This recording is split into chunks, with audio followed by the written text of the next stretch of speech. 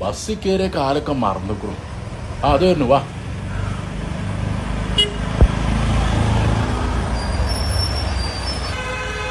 വാ കയറി. വടി ഓട്ടോമാറ്റിക് ഡോറൊക്കെ അയക്കുന്നില്ലേ? അസ്സലാമു അലൈക്കും.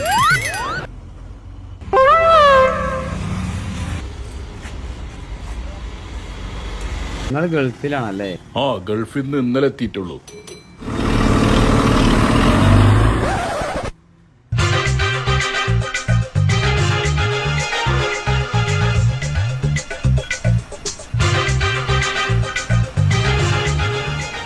അല്ല, എന്തൊക്കെ ആൾക്കാരൊക്കെ തലയും താത്തിരിക്കണത്?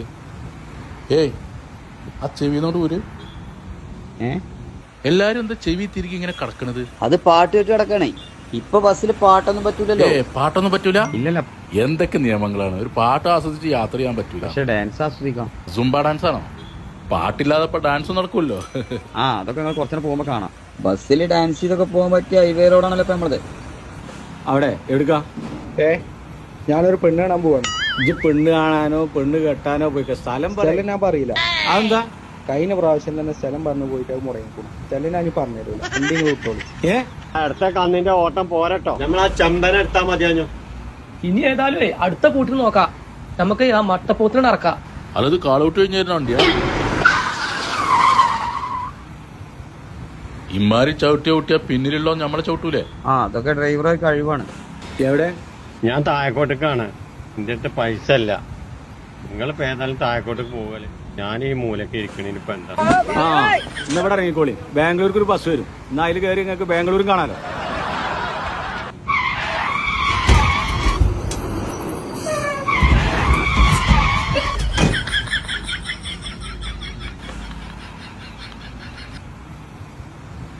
എന്ത് വെട്ടിച്ചിലാണിത്?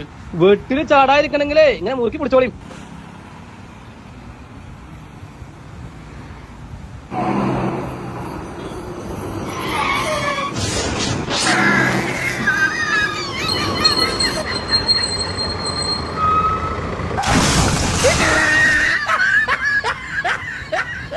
അല്ല, എങ്ങനെയുണ്ട് ഇപ്പൊ നമ്മളെ ബസ്സിലെ സൂംബ ഡാൻസ്?